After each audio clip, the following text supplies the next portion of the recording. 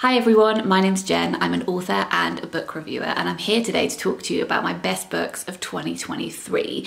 These are all books I read for the first time last year, but aren't necessarily books that were published last year, though many of them were because I work in the book industry, so a high percentage of the books I read tend to be newer releases.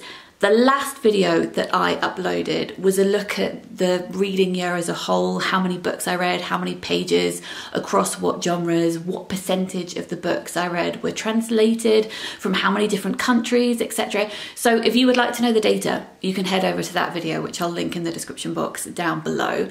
But out of all of the many hundreds of books that I read last year, I have picked a top 20 for you. And I hesitated when saying that, not because these aren't books I'm confident about, I really am, but it's the order that I am less sure of, because I made this list a couple of days ago and ordered the books. And then just now, as I was pulling the books off the shelves, I've put them in an entirely different order. So these are definitely my top 20, but just know that on any given day, they may appear in a slightly different order.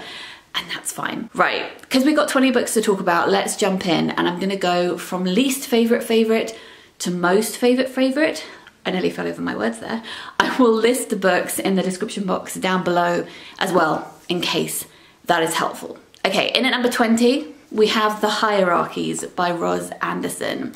This is a dystopian book that I would recommend for fans of Outward's The Handmaid's Tale, Kazuo Ishiguro's Never Let Me Go, and also his other book, Clara and the Sun. It's like a mashup of all of those.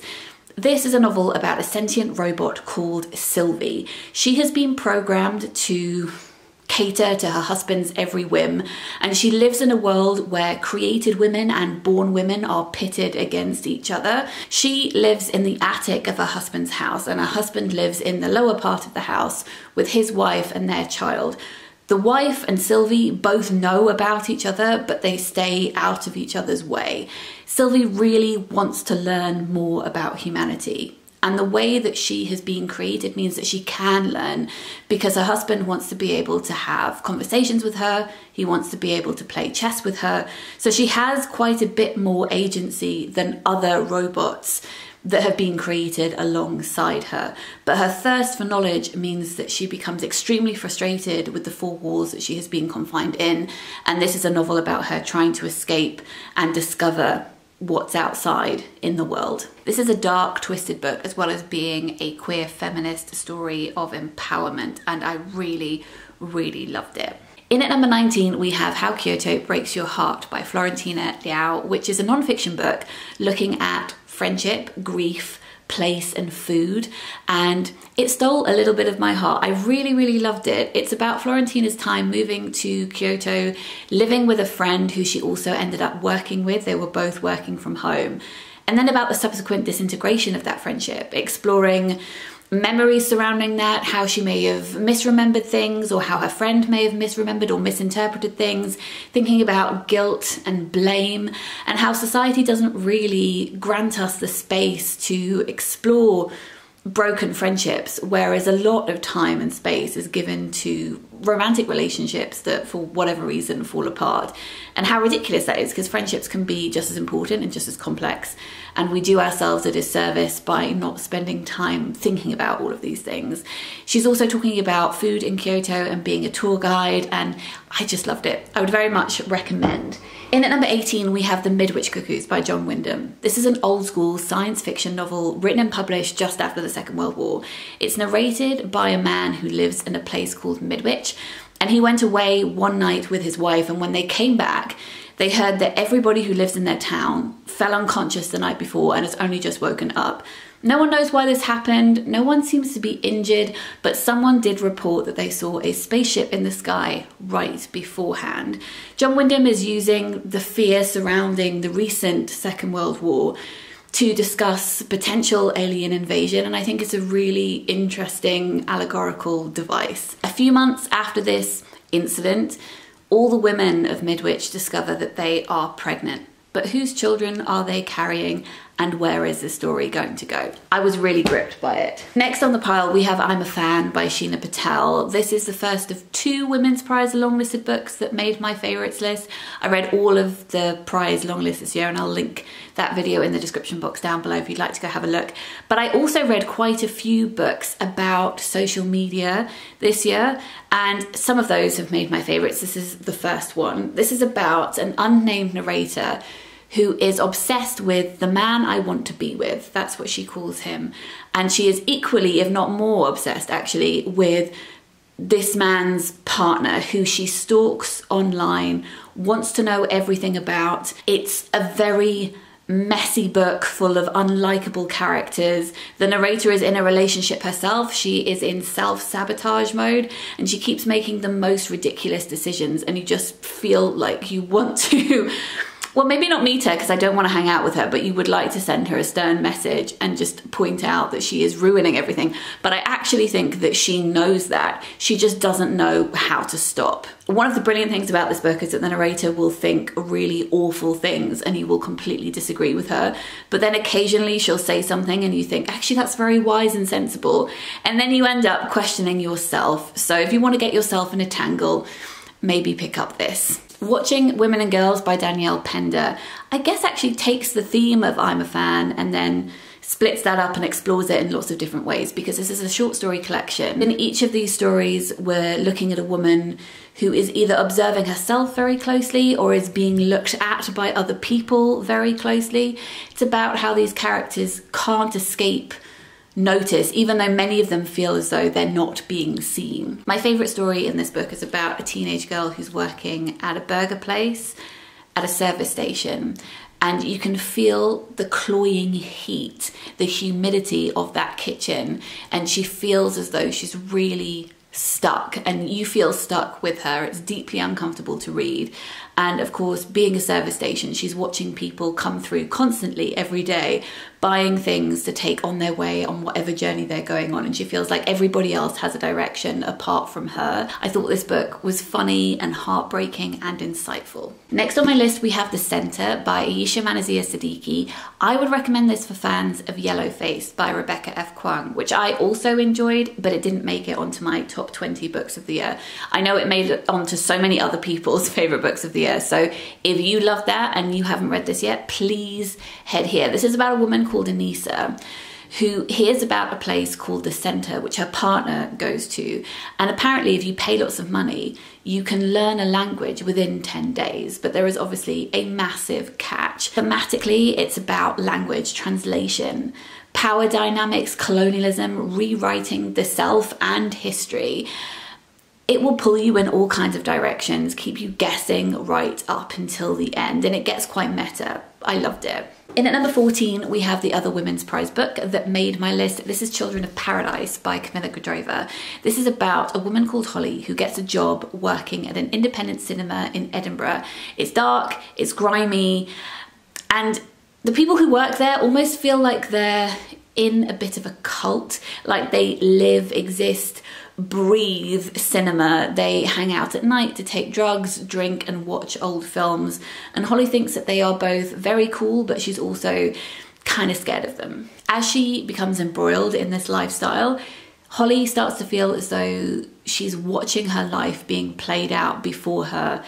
As in a film, she will see scenes happening and feel this sense of detachment, which means that sometimes characters make quite drastic decisions and do things without thinking about the consequences because everything feels like fiction to them. This is a strange, trippy and unsettling book. Next on my list is a thriller. This is All Yours by Claudia Pineiro, and it's translated from the Spanish by Miranda France.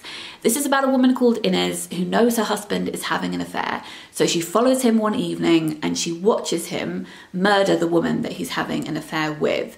Shocked, Inez decides that what she's going to do after her husband leaves the scene is clean up because she doesn't trust him to get away with murder. She knows how messy he is at home. He doesn't tidy up after himself, and if you want a job done, you've got to do it yourself. So she spends that evening and then the next few days trying to tie up all the loose ends that her husband doesn't get caught.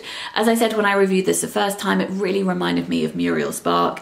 It's funny, but also really messed up, and obviously because it's on this list, I would recommend it very much. There's actually going to be a sequel to this, which is coming out in English summer 2024, which is fascinating to me because when I read this book, I didn't think of it at all as a book that needed something extra. So I look forward to seeing how that plays out too. Next is one of those books that I read and felt as though it was created almost for me, which feels like a very selfish thing to say, but sometimes books make us feel like that. This is Ordinary Wonder Tales by Emily Urquhart. She's the author of Beyond the Pale, which I read about 8 years ago, which was a book about folklore and albinism because her daughter Sadie has albinism. And Ordinary Wonder Tales takes the themes from that book but looks at them more widely, more broadly, looking at disability, folklore, superstition and family. The essays in here look at ableism in medical fields, they look at genetic testing, they look at superstitions surrounding pregnancy and pandemics. I mean, you can see why this book resonated with me so much. I think Emily's writing is fantastic, and if you enjoyed my book, Please Do Not Touch This Exhibit, I think you would love this. And if you've enjoyed things like Amanda Leduc's Disfigured, I think you will also really love this too. In at number 11, we have Idol Burning by Rinasami, which is translated from the Japanese by Asa Yanida. This is about a teenage girl called Akari who is obsessed with a member of a J-pop group. She has a blog that she has dedicated her life to where she shares every detail of his life. She is the #1 expert in this field. People come to her for her knowledge. And it's her whole identity really, and a massive source of comfort. We don't get a huge amount of detail into her life, but it's hinted at that maybe she is chronically ill or perhaps she is depressed, and the internet has been a massive form of escape for her. It's how she navigates the world. And as a disabled person who was very much into fandom as a teenager, this resonated so hard with me. She then hears that this man that she idolizes has hit a female fan and people are calling for him to be cancelled, and she's yanked out of this obsession and has been confronted with the fact that the person that she thought she knew and who she has dedicated all her time and effort into supporting is not the actual person. So she finds herself stuck in this gap between reality and perception, and she's not sure how to get out of it or if she even wants to. I thought this was a beautiful exploration of fan culture, and if that is a subject area that you're either familiar with or would like to learn more about, I would recommend picking this up. Okay, we've made it to the top 10, and in at number 10 we have Miss Ice Sandwich by Mieko Kawakami, which is translated from the Japanese by Louise Heel Kawai. This is one of those perfectly formed books that says just the amount that it needs to say and then leaves you alone, and I so respect that. It's about a young boy who's struggling at home. His mum's got a new job and he's feeling quite lonely. His grandma is dying. He's got a friendship at school that's kind of not working out in the way that he wants it to, and he can't really understand why. The only source of comfort that he has is going to the local mall after school and watching this woman who he calls Miss Ice Sandwich because she's got blue eyeshadow make sandwiches for people. If you enjoyed Convenience Store Woman, you will enjoy this book as well. At number 9, we have The Employees by Olga Ravn, translated from the Danish by Martin Aitken. This is a surreal sci-fi about a spaceship where half of the inhabitants are humans and half are humanoid. They have gone into space to look at this planet that they have discovered that has all of these egg shapes on it, and they bring some of the egg shapes onto the spaceship, and the humans and the humanoids look at these eggs and try and work out what they mean. This is a series of interviews with lots of different characters. The further into the book you get, the harder it becomes to denote whether it's a human or a humanoid who's talking, and that's the point, because this is a book that's trying to discern what it means to be alive.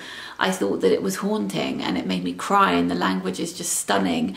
And on a personal level, I did feel as though this book was kind of also about IVF, but maybe that was also because that was what I was in the throes of at the time, but it spoke to me on that level too, whether that was intentional or not. Then we have a book that was on the International Booker Prize long list. It was my favourite from that list, and that is Mother Dead by Vigdis Hjorth, which is translated from the Norwegian by Charlotte Bolsund. This is about a woman who is an artist who is estranged from her family, and after the death of her husband, she decides that she's going to travel back home to Norway and try and communicate with them, but she doesn't even know if her mother is alive. Instead of calling a family member to try and find out, she decides to just turn up on her doorstep. But she doesn't want to knock either, so she just sits outside her house day after day. Having read other books by Vigdis Hjorth, I think that she explores very similar themes across her titles, and I didn't enjoy other books of hers as much because I felt as though it was too similar to this. And having spoken to many of you, it seems that whichever book of hers you go to first ends up being your favourite. So if you have never read any book by her, I very much recommend picking this up. It is not a plot heavy book. You are just stuck in the narrator's head whether you want to be there or not, as she spirals and goes round and round all of these thoughts that she's been having for decades about what it means to be a mother, what it means to be a daughter. The reason her family don't speak to her is because she explored their relationships through her art and they saw that as a violation, so it's also about that as well. So again, quite meta. I thought it was brilliant. Next we have what was my favourite audiobook of the year, and obviously just in general one of my favourite books, but I have to give a particular shout out to the audio. This is All the Little Bird Hearts by Viktoria, Lloyd, Barlow, which was one of the Booker Prize longlisted books. It's an own voices autistic book about a woman called Sunday Forrester, whose teenage daughter is getting ready to leave home, and Sunday is finding that hard to reckon with. A questionable neighbour has moved in next door, and Sunday admits to this neighbour that she often sees danger in situations where neurotypical people don't, but that also means that she doesn't always pick up on danger that perhaps other people do too. And this neighbour falls into that category, and you can see that as the reader, which adds this element of suspense. The writing reminded me a little bit of Patricia Highsmith. It also is brilliant at exploring casual ableism. If you would like your heart just smashed into tiny pieces in the most beautiful way possible, then there you go. In at number 6, we have Open Up by Thomas Morris, which is his second short story collection. I adored his first, which was called We Don't Know What We're Doing. And that was about a series of characters who all lived, or at least came from, a small town in Wales. In this, we are looking at similar themes that were explored in that book, such as masculinity, misogyny, family dynamics, and it has an element of, it's not supernatural, but there is potential magical realism in one of the stories, or at least the character would like there to be magical realism. And also one of the stories is about a family of seahorses, but it's written in such a matter-of-fact way that you completely forget that you're reading about seahorses. The first story, though, is about a young boy who is eagerly waiting for his dad to pick him up to take him to a football match. His parents are separated and he gets to see his dad every few weeks, and he puts so much weight and emphasis on the interactions that they have, thinking, you know, if this goes a certain way, that will mean that life will get better, or that this will happen in the future. And I think that Thomas Morris really taps into that childhood anxiety and the amount of pressure that children put on themselves to try and make situations out of their control right, in inverted commas. This book hurt me, but I'll forgive him because it's so good. All right, top 5 as we see it today and as the light is fading outside.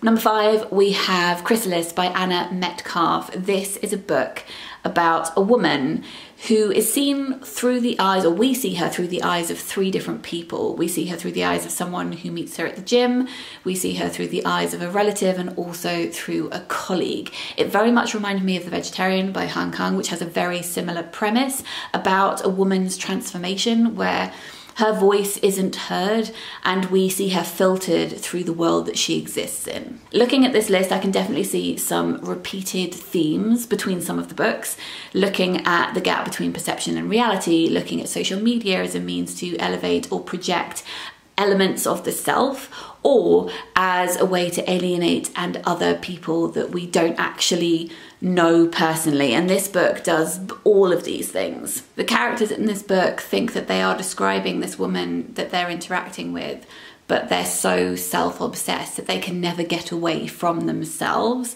and I found it fascinating. In at number 4, we have Diary of a Void by Emi Yagi, which is translated from the Japanese by David Boyd and Lucy North. The top 4, I think in particular, really do change order. Even as I'm saying this, I'm thinking, should this be higher? I don't know. This is about a woman called Mishibata who works in an office in Tokyo. She's the only woman in her department, and she's really sick of being given menial tasks simply because she's a woman, and none of the men want to open the post or make coffee or clean up. So she decides one day she's going to announce that she is pregnant. She's not pregnant, but she thinks that that will mean that she's given respect, and she does get respect, but she quickly realizes that she's not given respect because of her. She's given respect because she's seen as a vessel for someone else. So she really can't win. And the further we get into this book, the more Mishibata starts to think, well, maybe I am pregnant. Maybe this is my reality because that's what I'm saying, so it must be true. And as a reader, you start to live this life with her. And the novel just drags you into this snowy no man's land where it's hard to work out what your role as a reader is, or her role as a narrator is, to reflect how displaced she feels as a woman in this patriarchal society. And I just thought there were so many things about this that were extremely clever and thought-provoking, and it's one that I really would quite like to reread. In at number 3, we have The Subtweet by Vivek Shraya, which again I would recommend to fans of Yellowface by Rebecca F. Kuang. This is about 2 musicians. So we are following Neela, who is an artist who takes herself very seriously. She's not worried about fame, or at least she pretends she's not worried about fame or making money. She does it for the love, you know? But then someone called Rukmini, who releases all of her songs online, does a cover of one of Neela's songs, and that cover becomes much more successful than the original.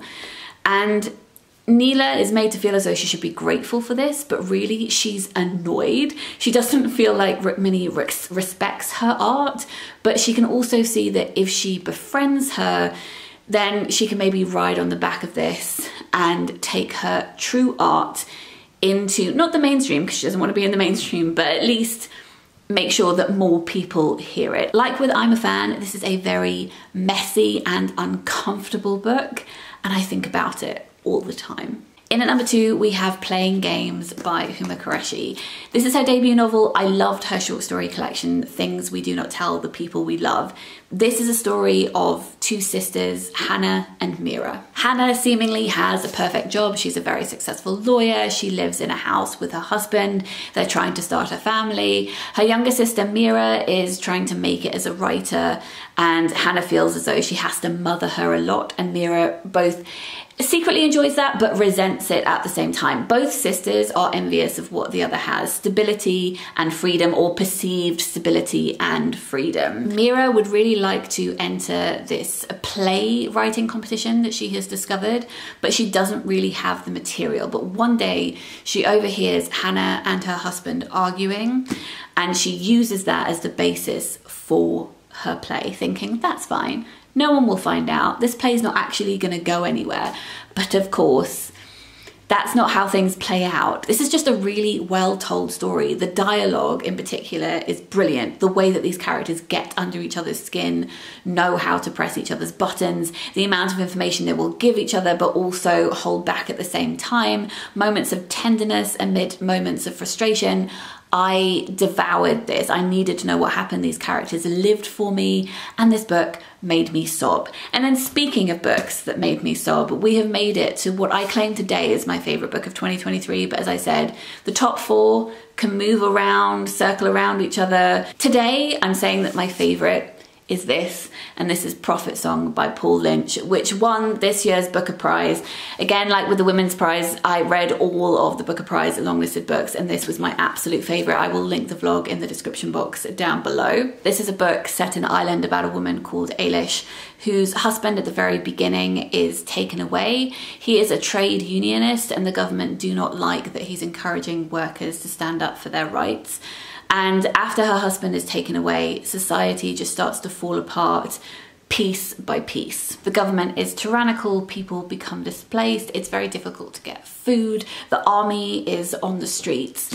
The writing in this is extremely claustrophobic. I had to finish this book because it made me feel so tense and uneasy, whilst at the same time being incredibly beautiful. This is how it begins. The night has come and she has not heard the knocking. Standing at the window, looking out onto the garden, how the dark gathers without sound, the cherry trees. It gathers the last of the leaves, and the leaves do not resist the dark, but accept the dark in a whisper. Tired now, the day almost behind her, all that still has to be done before bed, and the children settled in the living room, this feeling of rest for a moment by the glass. So her looking outwards at this world that is about to change completely. It reminded me a little bit of Orwell, it reminded me of Atwood, it reminded me of Rumen Alam's Leave the World Behind. I feel as though I read this book in a rush and a raw, and what's really stayed with me is the way that it made me feel, as I said, panicked. I feel like this book just stamped all of the breath out of me, which I'm not sure makes you want to read it, but I hope that it does.